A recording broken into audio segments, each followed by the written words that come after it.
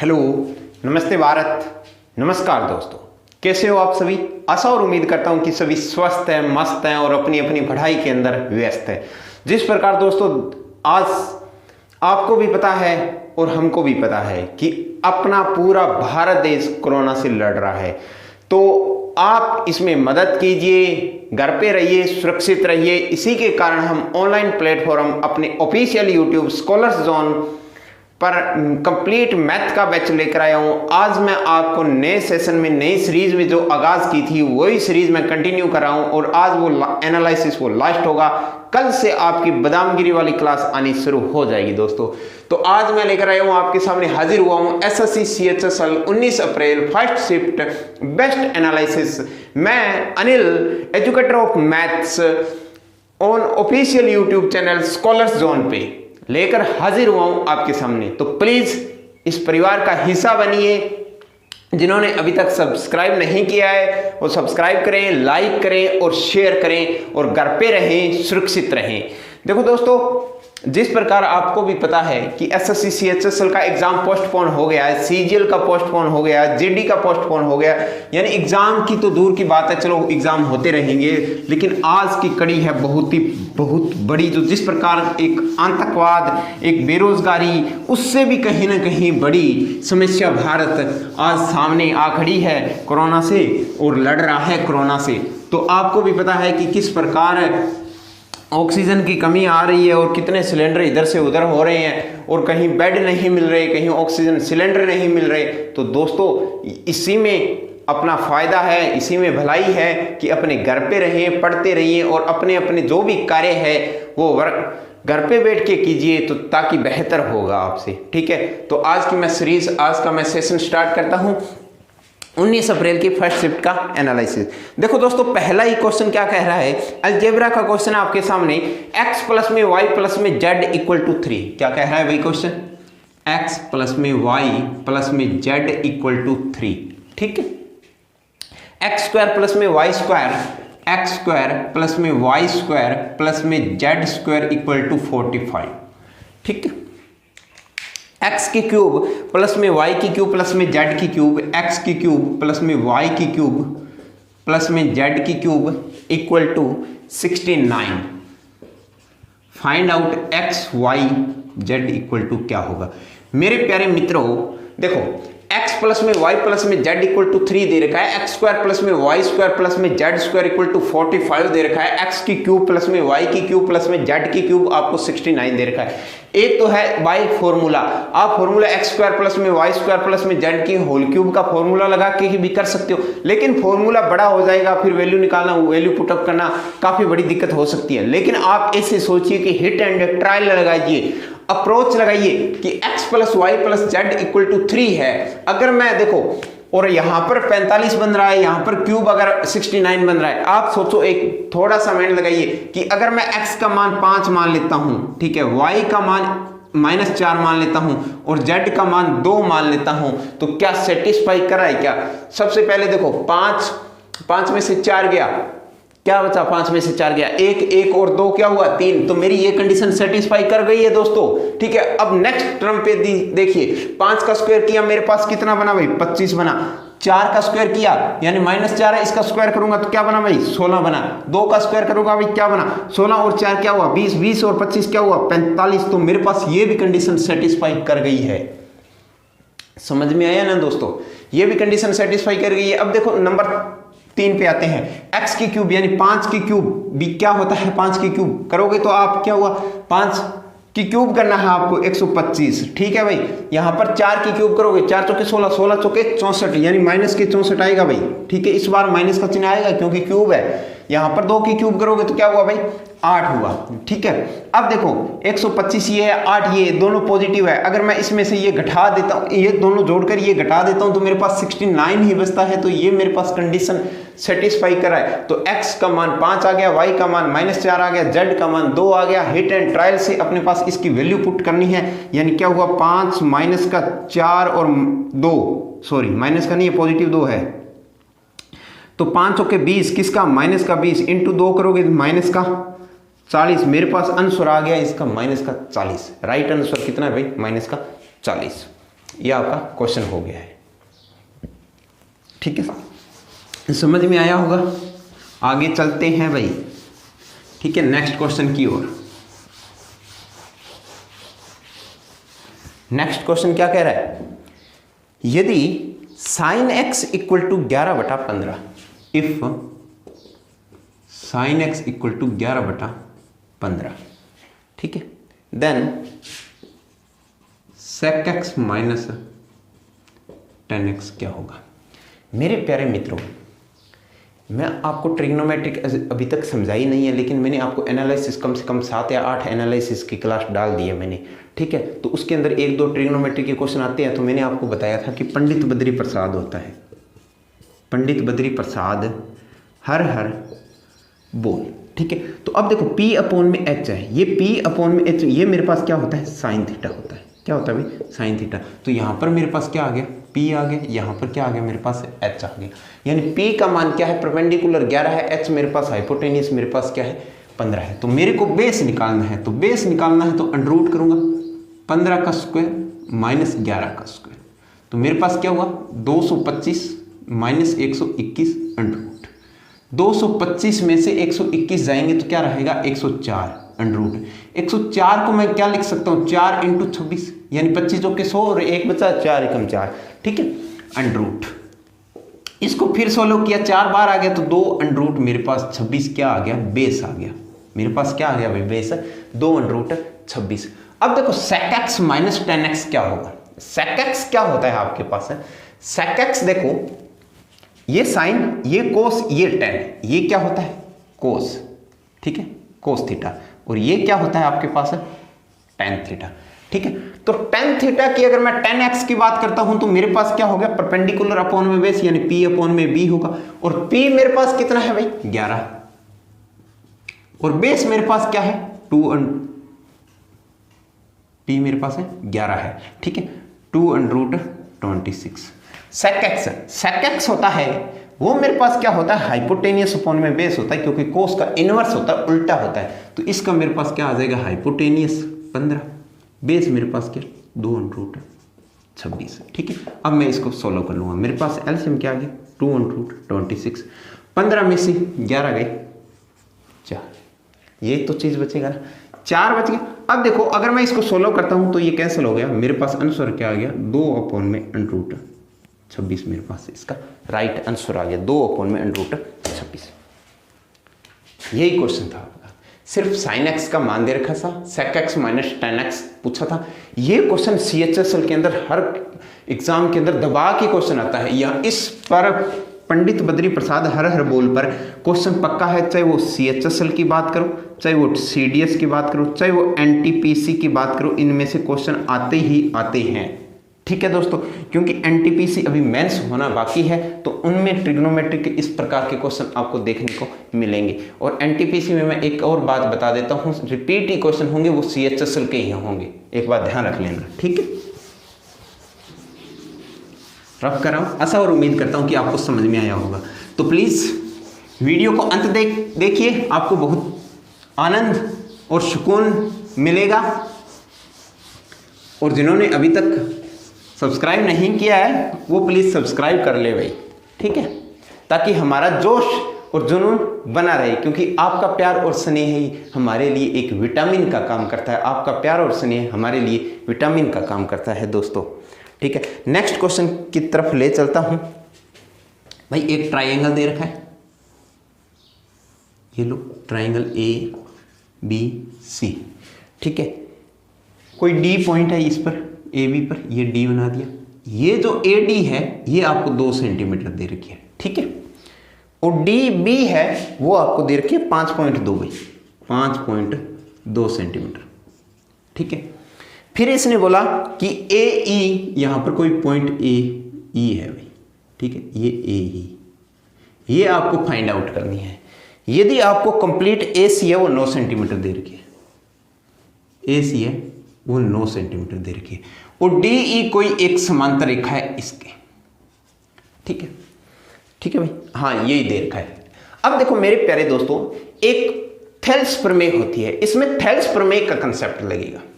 ठीक है, ये भी इक्वल है, ये समांतर है ना, ठीक है। ये 2 है, ये 5.2 है, ये टोटल 9 है। अगर मैं इनके टोटल की बात करता हूं तो 5.2 प्लस में 2 यानी मेरे पास कितनी हो गई, 7.2 हो गई, ठीक है। 7.2 ये टोटल लेंथ मेरे पास 7.2 है, ये टोटल लेंथ मेरे पास 9 है। इनका रेशो अगर मैं निकालूंगा तो मेरे पास रेशो क्या निकलेगा, 7.2 इक्वल टू 9। अगर मैं रेशो की बात करता हूं तो यानी ये 72 हो गया, तो ये क्या हो गया भाई, 90 हो गया, क्योंकि मैंने दशमलव हटा दिया। तो एक का मान मेरे पास क्या आ जाएगा, 90/72 आ जाएगा। एक का मान क्या आ जाएगा, 90/72 आ जाएगा, यानी 18 5 90, 18 चौके 72, यानी 5/4। यानी इसका क्या है, ये 5/4 है। अगर इसका ये 5/4 है, आपको इतनी लेंथ पूछी है तो इतनी 2 है, तो इसकी क्या हो जाएगी, 5/4 हो जाएगी।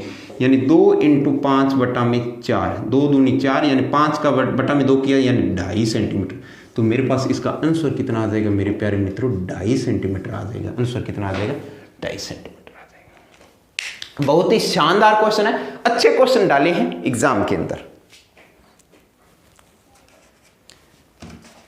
समझ में आया होगा, ठीक है। नेक्स्ट क्वेश्चन की ओर बढ़ते हैं। प्रॉफिट एंड लॉस का क्वेश्चन है दोस्तों, और मैंने प्रॉफिट एंड लॉस की 5 क्लासें डाली है। नेक्स्ट क्लास आपकी 6ठी क्लास मैं कल से डालनी स्टार्ट कर दूंगा, आपकी बादामगिरी वाली क्लास, जिन्होंने आपने बहुत प्यार और स्नेह दिया है, तो मैं आपके साथ कंटिन्यू बना रहूंगा। क्वेश्चन क्या कह रहा है कि कॉस्ट प्राइस है वो 480 रुपए है। भाई कॉस्ट प्राइस है 480 रुपए है, डिस्काउंट है वो 10% है, प्रॉफिट है वो 17% है। तो MRP बताइए, MRP बताइए। ये चीज है ना, हाँ ये चीज है। देखो दोस्तों, अगर CP दे रखा हो, MP आपको फाइंड आउट करना हो, और डिस्काउंट और प्रॉफिट दोनों दे रखे हो, तब एक इक्वेशन लगती है कि CP अपॉन में MP equal to 100 minus discount upon में 100 प्लस में प्रॉफिट परसेंटेज। समझ में आया, ये बहुत ही कामयाब चीज है। देखो CP का CP लिख लिया मैंने, MP का MP लिख लिया, ठीक है। 100 माइनस डिस्काउंट यानी 100 में से 10 गया तो मेरे पास कितना रहा, बालको 90 रहा, ठीक है। 100 प्लस में प्रॉफिट ऐड करना है, तो प्रॉफिट मेरे पास कितना है, 17% है। तो 100 में 17 ऐड करूंगा तो मेरे पास कितना आ गया भाई, 117 आ गया, ठीक है। अब इसको काटो आप, देखो अगर मैं इसको काटने की बात करता हूं तो 9 पे काटता हूं तो कितना आया मेरे पास, 9 पे यानी 10 आया, और 9 से काटा तो मेरे 13 नहीं, 117 यानी 10/13 आया। यानी CP मेरे पास 10 है, MP मेरे पास कितना है, 13 है। लेकिन CP आप क्वेश्चन क्या कह रहा है कि CP 480 है, यानी 10 का मान क्या है भाई, 480 है। तो एक का मान आपके पास कितना आ गया, 48 आ गया। बालको हाँ या ना मेरे प्यारे मित्रों, एक का मान कितना आ गया, 48 आ गया। अगर एक का मान 48 आ गया, आपको MP निकालना है। MP है कितना, 13, तो 13 × 48 कर दो भाई, कितना आ जाएगा, जो भी आंसर आए। यानी 13 को आप करोगे, 13 को 48 को 10 से मल्टीप्लाई करोगे तो 480 आ गया। फिर 4 × 12 120 आ गया। फिर 8 × 24 24 फिर आ गया, ठीक है। तो 4 ये हो गया, 8 4 12 2 1 4 1 5 1 6। आंसर मेरे पास कितना आ गया भाई, 624 आ गया। आंसर कितना आ गया, 624 रुपये। यानी उसकी MRP है वो कितनी है भाई, 624 रुपये है। MRP कितनी है, 624 रुपये है, ठीक है। समझ में आया होगा, बहुत ही प्यारा क्वेश्चन है, जिस प्रकार आप प्यारे हो, ठीक है।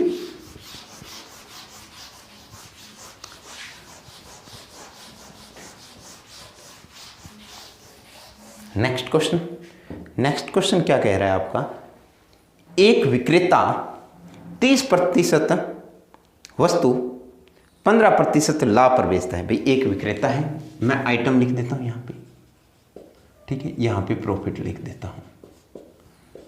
30% है वो 15% प्रॉफिट पर बेचता है, ठीक है। शेष का 40%, भाई शेष का 40%। ये बहुत क्वेश्चन लैंग्वेज अर्थमेटिक मैथ होता है, वो लैंग्वेज का खेल होता है दोस्तों, भाषा का खेल होता है, ठीक है। और उन क्वेश्चनों पर आपको भाषा की पकड़ करनी बहुत जरूरी है, ठीक है। भाषा को कैसे पकड़ते हो, यही चीज है। यहां पर इसने बोला कि शेष का 40%, मेरे पास 30% आइटम 15% प्रॉफिट पर बेचता हूं, शेष कितना बच गया भाई, 70%। उसका 40% है, किसका? 70 का 40%। 70 का 40% क्या होता है? 7 चौके 28 यानी 28%। 28% चीज़ है ना, वो मेरे को कितने पर बेचता है भाई? 25% लाभ पर बेचता है। कितने पर? 25% लाभ।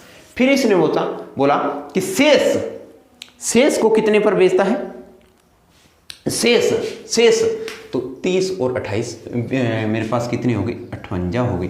58 ये हो गई तो मेरे पास पीछे कितना बच गया भाई? 42%। यानी शेष आइटम कितना बच गया? 42%। वो कितने प्रतिशत प्रॉफिट पर बेचे कि ओवरऑल है वो नेट है वो आपको 30% मिले। ओवरऑल है वो कितना मिले भाई? 30% मिले। समझ में आया? बोलो हाँ जी सर समझ में आ गया। बोलो समझ में आ गया, हाँ या ना? ठीक है। अब देखो 30% नेट ओवरऑल मिलना चाहिए, इसका प्रतिशत लाभ पूछा है आपसे। तो एक मैंने आपको परसेंटेज के अंदर आपको मेथड करवाया था, ठीक है। इसी प्रकार के बहुत ही अच्छे क्वेश्चन करवाए थे, ठीक है। नेट इफेक्टिव देखो, अगर मैं ओवरऑल 30 मान लेता हूँ भी, टोटली 30% लाभ हुआ, तो यहाँ पर भी तो 30% लाभ हुआ ही होगा ना, हाँ या ना? अब देखो 30% ओवरऑल लाभ हुआ है, ठीक है, तो प्लस में। अब देखो यहाँ तो कम हुआ होगा ना, यहाँ पर तो 15% ही हुआ, लेकिन होना कितना चाहिए था? 30% होना चाहिए था।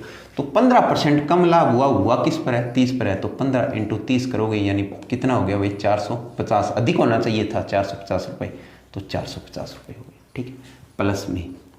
इस पर कितना हुआ? 5% कम हुआ है। होना कितना था? 30, लेकिन 5 कम हुआ है, तो 28 को 5 से मल्टीप्लाई कर दो आप।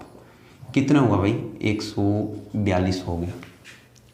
8 पंजे 40, ठीक है, 140 हो जाएगा, क्योंकि 2 कम है तो 5 दूनी 10 यानी 150 में से 2 कम हो जाएगा, 140 हो गया। 140 हो गया। ये टोटल फर्क किस पे डालेगा? ओवरऑल किस पे होना चाहिए? 42 पे, क्योंकि इसमें तो कम ही हो गया, तो ये बढ़ेगा किस पर? ये 42 पे ही तो बढ़ेगा ना, ठीक है। तो ये मेरे पास हो गया, ठीक है। अब देखो 30% प्लस में 450 और 40 490 और 590, 590 अपॉन में 42, तो मेरे पास 30% प्लस में 42 एकम 42 है, ठीक है। बच कितना गया? बच गया भाई 17, ठीक है, 17 बच गया। 170 यानी 42 चौके, ठीक है, 4 चौके 16 और 2 चौके 8, 168, लेकिन होना चाहिए 170, लेकिन 168 पर जा रहा है तो 4 पे जा रहा है, तो नियर अबाउट 14% जा रहा है। तो 30 और 14 कितने हो गए? 44% हो गए भाई। तो मेरे पास ये वस्तु मैं कितने में बेचूंगा? 44% पर बेचूंगा, तभी जो मेरे पास जो भी टोटल आइटम है उस पर ओवरऑल 30% मिलेगा, ठीक है। समझ में आया होगा? अच्छा क्वेश्चन है भाई, बहुत ही ज़्यादा अच्छा क्वेश्चन है। डेविएशन मेथड से इसको हम करते हैं, ठीक है। और मैंने प्रॉफिट एंड परसेंटेज के अंदर शायद 8 नंबर क्लास है, पता नहीं 9 नंबर क्लास है, उसमें मैंने डेविएशन मेथड पर बहुत से क्वेश्चन करवाए और अच्छे क्वेश्चन करवाए, ठीक है। देखो दोस्तों, आपको ये मतलब नहीं है कि मैं आपके हल्के क्वेश्चन करवा के मैं चला जाता हूँ। हल्के क्वेश्चन आजकल एग्जाम में नहीं आते, वो सिर्फ और सिर्फ बच्चों को अट्रैक्ट करने के लिए होते हैं, लेकिन अपना वो फंडा नहीं है, ठीक है भाई। क्वेश्चन थोड़ा सा लेवल हाई रहेगा, ठीक है। हाई लेवल क्वेश्चन कर लोगे तो ऑटोमेटिक्स लो लेवल के क्वेश्चन हो जाएंगे, ठीक है। देखो कोई आइटम है 30%, वो 15% लाभ पर बेचता है। शेष का 40% यानी 70 बच गया शेष, उसका 40% 28 हो गया, 28 को 25% लाभ। शेष पीछे कितना बच गया भाई? दोनों को जोड़ा मैंने तो मेरे पास कम बच गया 100 में से 42%, ठीक है। तो 42% को कितने पर मैं बेचूं, ठीक है। टोटल ओवरऑल है वो 30% मिलना चाहिए, तो मैंने सोच लिया कि मेरे पास ओवरऑल हर वक्त मैं 30% पर बेचता हूँ। यहाँ पर 15 है लेकिन बेचना 30 था, तो बच एक्स्ट्रा कितना बच गया? 15 15 30 45 यानी 450। यहाँ पर कितना? 5%, 28 का 5 140 है। टोटल फर्क किस पे पड़ेगा? इसी पे तो पड़ेगा ना। तो 42 590 अपॉन में 42, 30 और 14 कितना हो गया? 44% हो गया। बहुत ही अच्छा क्वेश्चन है, CHSL के अंदर आया हुआ क्वेश्चन है भाई, ठीक है। ऐसे क्वेश्चन आपको CGL के अंदर मिलते हैं, ठीक है।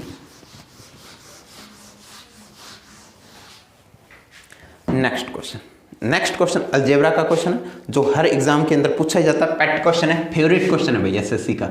x प्लस में 1 अपॉन में x इक्वल टू √7, ठीक है। फिर आपको पूछा है कि x² प्लस में 1 अपॉन में x की पावर 4 प्लस में 1 अपॉन में x की स्क्वायर इक्वल टू क्या होगा? देखो मेरे प्यारे मित्रों, क्या होगा? इक्वल टू 7 नहीं होगा, क्या होगा ये पूछा है, ठीक है। देखो यहां पर x प्लस में 1 में x इक्वल टू √7 दे रखा है, x स्क्वायर प्लस में 1 में x स्क्वायर प्लस में 1 में x की पावर 4 प्लस में 1 में x स्क्वायर क्या दे रखा है। अगर मैं इसको x से डिवाइड कर देता हूं, इस इक्वेशन को x से भाग देने पर, अगर मैं x से भाग देता हूं यहां पर, तो मेरे पास x प्लस में 1 में x बचता है, अपॉन इसको भाग दिया तो यहां पर x की क्यूब बचा, प्लस में यहां पर भाग दिया तो यहां पर एक x और लग जाएगा तो x की क्यूब हो जाएगा। ये मतलब कहने का तात्पर्य आपसे ये पूछा है, अगर आप इसको सोल्व कर लेते हो तो x प्लस में 1 में x आपको दे रखा है √7, तो यहां कोई दिक्कत नहीं होगी, √7 लिख दो अपॉन में। अब x क्यूब प्लस में 1 में x की क्यूब कैसे निकालोगे? अगर x प्लस में 1 में x दे रखा है और x की क्यूब प्लस में 1 में x की क्यूब आना है, तो डायरेक्ट आप k की क्यूब माइनस 3k करोगे। क्या करोगे भाई? 3k करोगे। समझे मेरी बात को? तो अब देखो x की k की क्यूब, k यहां पर ये मान होता है वो k का होता है, तो मेरे पास क्या हुआ √7 की क्यूब माइनस 3k यानी √7। ठीक है दोस्तों, √7 की क्यूब करूंगा तो क्या हुआ मेरे पास 7√7 माइनस 3√7, 7 में से 3 जाएगा तो क्या बचा भाई 4√7। मेरे पास इसका मान क्या आ गया 4√7, तो मैं यहां पर पुट कर दूंगा 4√7, और 4√7 है तो √7 से √7 कैंसिल हो गया, तो मेरे पास आंसर क्या आ गया भाई 1/4 आ गया। तो इसका आंसर क्या आ गया मेरे पास 1/4 आ गया। बहुत ही शानदार क्वेश्चन है, अलजेब्रा का फेवरेट क्वेश्चन है एसएससी का। ठीक है, दोबारा बता देता हूं, मैंने x से भाग दिया तो यहां पर x से भाग दूंगा तो x स्क्वायर है तो एक x कैंसिल हो जाएगा और यहां पर बटा में आ जाएगा, तो x प्लस में 1 में x बचा। यहां पर मैं x से भाग दूंगा तो ये 4 है तो पावर कितनी रह जाएगी 3, और यहां पर 2 है तो एक साथ और जुड़ जाएगी तो कितनी हो गई 3। इसका मान आपको डायरेक्ट दे रखा है तो √7 हो गया। इसका मान निकालना है, देखो x प्लस में 1 में x अगर √7 दे रखा है, इसका मान डायरेक्ट निकालना है तो k की क्यूब माइनस 3 के फॉर्मूला लगाइए, तो √7 की क्यूब करोगे तो 7√7 आ गया, यहाँ पर 3 का 3 आ गया, k का मान √7 है तो √7 लिया, 7 में से 3 गया 4, 4√7 पुट किया, √7 से √7 कैंसिल हो गया, 1/4 इसका आंसर आ गया। ठीक है, समझ में आएगा? कोई दुख तकलीफ नहीं है ना? ठीक है, अगर आपको ना रूट के अंदर दे रखा है ना मान, तो आप देखो यहाँ पर कितना मान आया था 4√7 ही आया था ना, तो आप इसको डायरेक्ट कह सकते हो कि अगर जितना भी रूट दे रखा हो उसमें से आप 3 घटा दो और वो मान लिख दो। अगर मैं √20 का मान पूछ लूँ और आपको पूछा जाए कि x क्यूब प्लस में 1 में x की क्यूब बताओ, तो आप क्या करो, इसका फॉर्मूला याद नहीं है या लगाने की जरूरत ही नहीं है, 20 में से आप 3 घटा दो, क्या बचेगा 17√20 आ जाएगा भाई। क्या आ जाएगा 17√20 आ जाएगा। अगर मैं यहाँ पर पूछ लूँ कि रूट 29 है, 29 है, तो आप क्या करो 29 में से 3 घटा दो यानी 26 आ गया, √29, ये मेरे पास आंसर आ जाएगा। ठीक है, आप डायरेक्ट कर सकते हो, ये थोड़ी सी ट्रिक है आपके पास। ठीक है, आशा और उम्मीद करता हूँ कि समझ में आया होगा।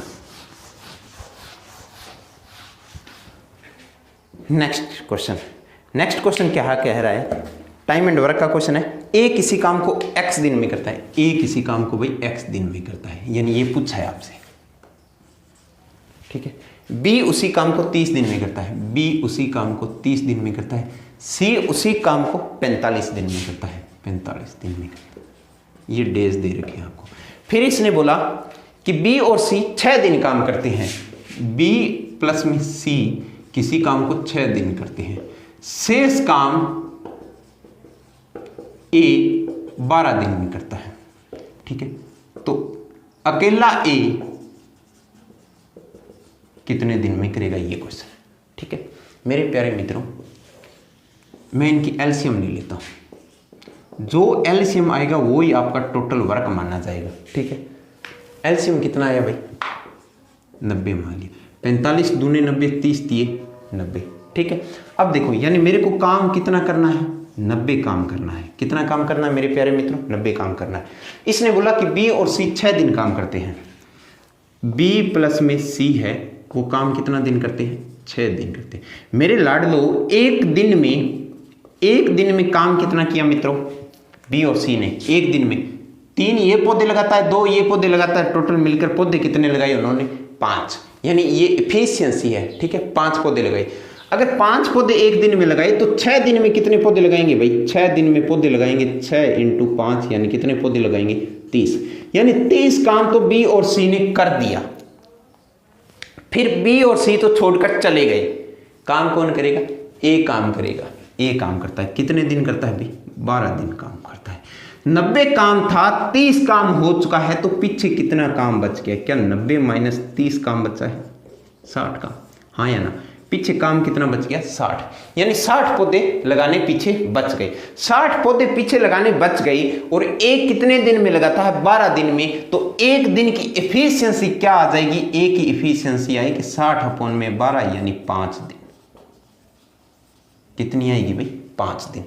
अगर सॉरी 5 आएगी, 5 दिन नहीं 5 आएगी एफिशिएंसी, 5 यूनिट, ठीक है, 5 आ जाएगी। ए 5 यूनिट काम करता है, यानी ए 5 पौधे लगाता है एक दिन में। टोटल अगर अकेला ए उस काम को करे, काम है कितना? 90। अकेला ए करे यानी 5 पौधे लगाए एक दिन में, 90 पौधे लगाने हैं, तो 90/5 यानी कितने आ जाएगा? 18 दिन आ जाएगा। आंसर कितना आ गया? 18 दिन। यही क्वेश्चन है, बहुत ही शानदार क्वेश्चन था, मजेदार क्वेश्चन था। आशा और उम्मीद करता हूं कि आपको क्वेश्चन अच्छे से समझ में आया होगा। ठीक है, दोबारा बताने की तो जरूरत नहीं है, फिर भी चलो बता देता हूँ। देखो एलसीएम निकालना है, एलसीएम आएगा वो आपके पास टोटल काम आएगा 90 है। ठीक है, यहाँ पर इफिशिएंसी आएगी, यानी 30 दिनों में लगाता है तो एक दिन में कितना लगाता होगा? 3 लगाता होगा। ये कितने लगाता होगा? 2 लगाता होगा। 6 दिन काम किया, एक दिन में 3 और 2 5 काम करते हैं, 5 काम करते हैं, तो 6 दिन में काम कितना किया? 30। काम बच कितना गया भाई? 60। कौन करेगा? ए करेगा। ठीक है, ए करता कितना है? 12 दिनों में। ए कितने दिनों में करता है? 12। तो इनकी एफिशिएंसी कितनी आ गई? 5 आ गई। कितनी आ गई? 5। इसने पूछा अकेला ए, तो 90 काम करना है तो कितने दिन में करेगा भाई? 18 दिन में करेगा 90 टोटल। यहाँ पर मैंने डायग्राम से समझा दिया, यहाँ पे मैंने शॉर्ट समझा दिया। ठीक है, जैसे आपको अच्छा लगे उस तरीके से आप कर सकते हो, बात एक ही है। ठीक है, जब मैं टाइम एंड वर्क करवाऊंगा तब आपको अच्छे से क्लियर हो जाएगा। ठीक है, बने रहिए मेरे साथ स्कॉलर्स जोन पर, मैं आपको कंप्लीट मैथ करवाने वाला हूँ। ठीक है, और पढ़ के आपको मज़ा आ जाएगा, क्योंकि मैं बेसिक लेवल से हाई लेवल तक जा रहा हूँ, 0 से 9। मेरे बैच का नाम ही 0 to 9 है, 0 to 9। ठीक है, क्योंकि मैथ के अंदर यूनिट डिजिट ही इतने होते हैं 0 to 9, और मेरे पास जो जितने डिजिट होते हैं उसका सारा का सारा खेल आपके भगत बन जाओगे, मैथ के भगत बन जाओगे दोस्तों। ठीक है, नेक्स्ट क्वेश्चन क्या कह रहा है भाई? एक सर्किल दे रखा है, ठीक है, उसके अंदर एक चक्रीय चतुर्भुज है। ये लो भाई चक्रीय चतुर्भुज। ठीक है, ए बी सी डी, ये ए है, ये बी है, ये सी है, ये डी है, ये कोई विकर्ण मान लो। ठीक है, जो पी पर मिलते हैं। ठीक है, इसने पूछा है कि ये 72 डिग्री का एंगल है। भाई ये एंगल है ना, ये 72 डिग्री का है, और ये एंगल है ना, ये 44 डिग्री का है, और आपसे ये एंगल पूछा है मेरे प्यारे मित्रों। क्योंकि इस प्रकार के क्वेश्चन होते हैं उसमें एंगल ही पूछे जाते हैं। ठीक है, और एंगल मैंने आपको पहले भी बताया था कि ना चाहते हुए भी और एंगल फाइंड करने पड़ते हैं। ठीक है, जिस प्रकार उसकी सहेली को ना चाहते हुए भी पिज़्ज़ा और बर्गर और चॉकलेट खिलानी पड़ती है। ठीक है, तो इसी प्रकार देखो चक्रीय चतुर्भुज में आमने सामने के कोण होते हैं, उनका मान 180 डिग्री होता है। ठीक है, तो ये मेरे पास 72 है, तो मेरे पास इसका मान कितना आ जाएगा? इसका मान 180 होना चाहिए, मैं 108 डिग्री हो गया। समझ में आए प्यारे मित्रों? अब 108 डिग्री हो गया। अब देखो ये त्रिभुज बन गई क्या? हाँ या ना? ये देखो ये त्रिभुज बन गई, और त्रिभुज के तीनों कोणों का योग कितना होता है? 180 डिग्री होता है। 180 डिग्री होता है, ये 108 डिग्री है, ये 44 डिग्री है, तो मेरे पास कितना हो गया? 152 डिग्री। कितना हो गया भाई? 152 डिग्री। होना था 180 डिग्री, हुआ 152 डिग्री। क्यों कम रहा? क्योंकि ये एंगल अभी तक मेरे को पता नहीं है। तो कितना बच गया भाई? 60 20 28 डिग्री। तो मेरे पास कितना बच गया? 28 डिग्री। तो ये इसका मान कितना आ जाएगा? 28 डिग्री। आंसर कितना आ गया? 28 डिग्री। ये आंसर आ गया। ठीक है, तो आज का एनालिसिस को मैं यहीं समाप्त करता हूँ, मेरी वाणी को यहीं विश्राम देता हूँ। तब तक आप पढ़ते रहिए, स्वस्थ रहिए, मस्त रहिए। मैं भगवान से यही दुआ करता हूँ कि जल्दी अपना देश वापस खुशहाल और सभी के चेहरे पर मुस्कान लेकर आए, तब तक आप पढ़ते रहिए, जुड़िए, और जिन्होंने अभी तक चैनल को सब्सक्राइब नहीं किया है वो सब्सक्राइब कर लें। बाय, टेक केयर, जय हिंद, जय भारत।